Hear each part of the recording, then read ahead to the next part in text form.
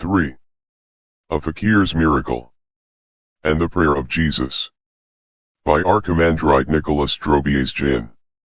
The author of this testimony, a new martyr of the communist yoke, enjoyed a brilliant worldly career as a naval commander, being also deeply involved in occultism as editor of the occult journal Rebus.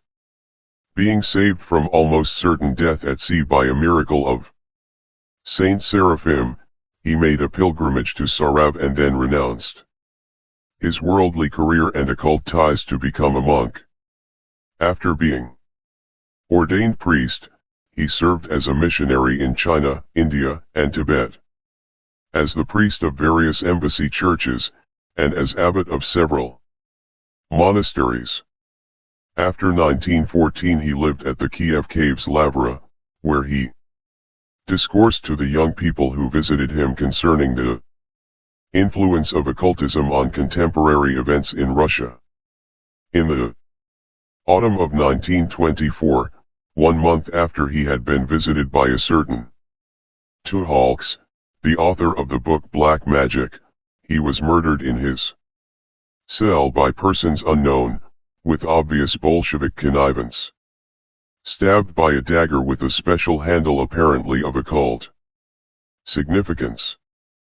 The incident here described, revealing the nature of one of the mediumistic gifts which are common in Eastern religions, took place not long before 1900, and was recorded about 1922 by Drive.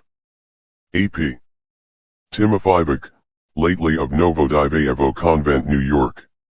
Russian text in Orthodox Life, 1956, No. 1. On a wondrous early tropical morning our ship was cleaving the waters of the Indian Ocean, nearing the island of Ceylon now Sri Lanka. Ed. The lively faces of the passengers, for the most part Englishmen with their families who were traveling to their posts or on business in their Indian colony, looked avidly in the distance, seeking out with their eyes the enchanted isle, which for practically all of them had been bound up since childhood with so much that was interesting and mysterious in the tales and descriptions of travelers. The island was still scarcely visible when already a fine, intoxicating fragrance from the trees growing on it more and more enveloped the ship with each passing breeze. Finally a kind of blue cloud lay on the horizon, ever increasing in size as the ship speedily approached. Already one could notice the buildings spread out along the shore, buried in the verdure of majestic palms, and the many-colored crowd of the local inhabitants who were awaiting the ship's arrival. The passengers, who had quickly become acquainted with each other on the trip, were laughing and conversing animatedly with each other on the deck, admiring the wondrous scene of the fairytale isle as it unfolded before their eyes. The ship swung slowly around, preparing to moor at the dock of the port city of Colombo. Here the ship stopped to take on coal, and the passengers had sufficient time to go ashore. The day was so hot that many passengers decided not to leave the ship until evening, when a pleasant coolness replaced the heat of the day. A small group of 8 people, to which I joined myself, was led by Colonel Elliot, who had been in Colombo before and knew the city and its environs well. He made an alluring proposition.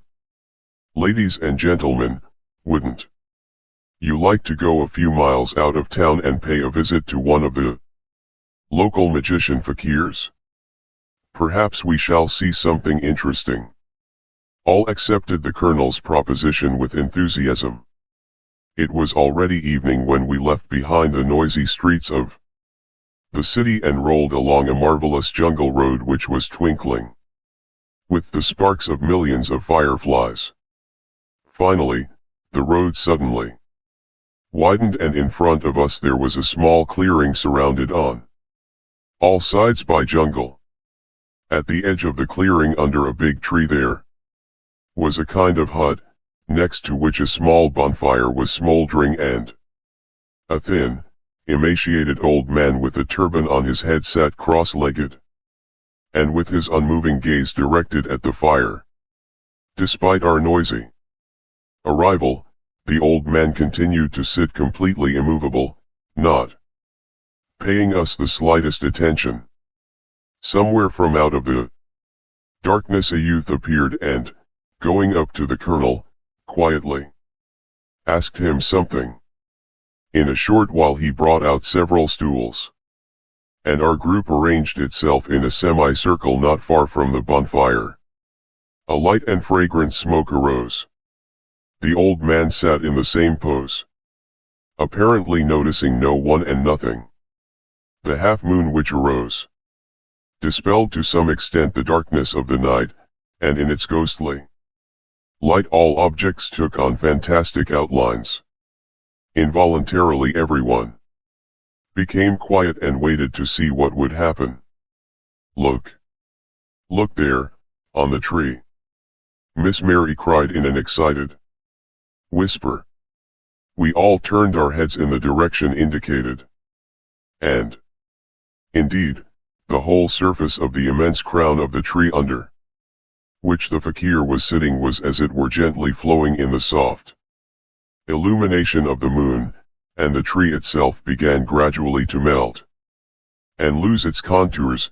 Literally, some unseen hand had thrown over it an airy covering which became more and more concentrated with every moment. Soon the undulating surface of the sea presented itself with complete clarity before our astonished gaze. With a light rumble one wave followed another, making foaming white caps. Light clouds were floating in a sky which had become blue. Stunned, we could not tear ourselves away from this striking picture. And then in the distance there appeared a white ship. Thick smoke poured out of its two large smokestacks. It quickly approached us, cleaving the water. To our great amazement we recognized it as our own ship, the one on which we had come to Colombo. A whisper passed through our ranks when we read on the stern, traced out in gold letters, the name of our ship, Louisa. But what astounded us most of all was what we saw on the ship ourselves. Don't forget that at the time when all this happened cinematography hadn't even been thought of, and it was impossible even to conceive of something like this. Each of us saw ourselves on the ship's deck, amongst people who were laughing and talking to each other. But what was especially astonishing, I saw not only myself, but at the same time the whole deck of the ship down to the smallest details, as if in a bird's eye view, which of course simply could not be in actuality. At one and the same time I saw myself among the passengers, and the sailors working at the other end of the ship, and the captain in his cabin, and even our monkey Nelly, a favorite of all, eating bananas on the main mast. All my companions at the same time, each in his own way, were greatly excited at what they were seeing, expressing their emotions with soft cries and excited whispers. I had completely forgotten that I was a priest monk and, it would seem, had no business at all participating in such a spectacle. The spell was so powerful that both the mind and the heart were silent. My heart began to beat painfully in alarm. Suddenly I was beside myself.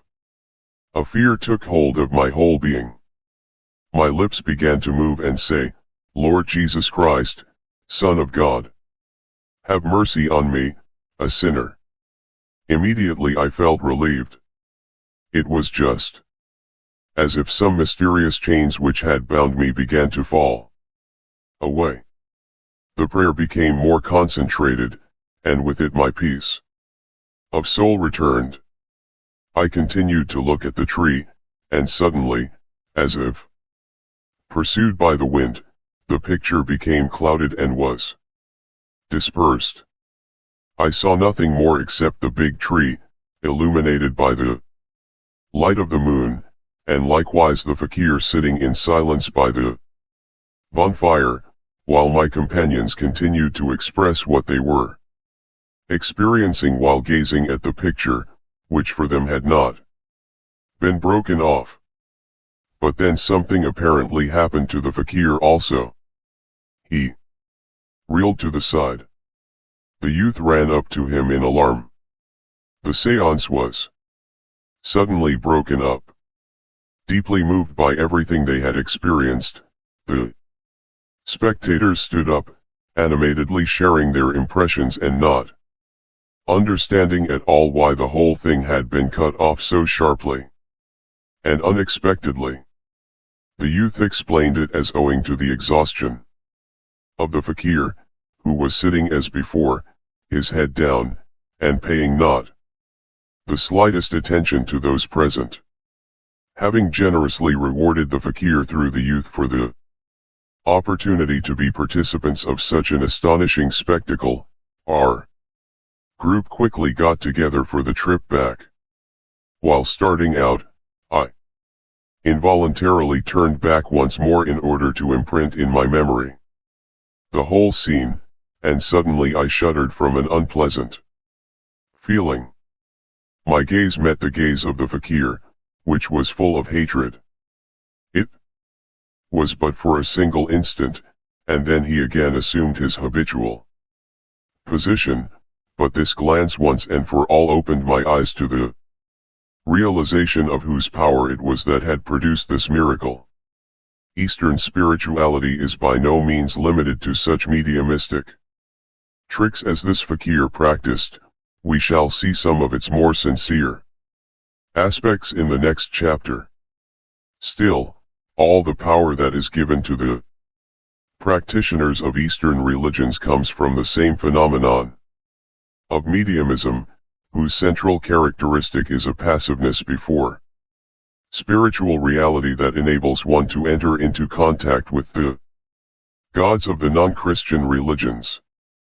This phenomenon may be seen in Eastern meditation, even when it may be given the name of Christian, and perhaps even in those strange gifts which in our days of spiritual decline are mislabeled charismatic.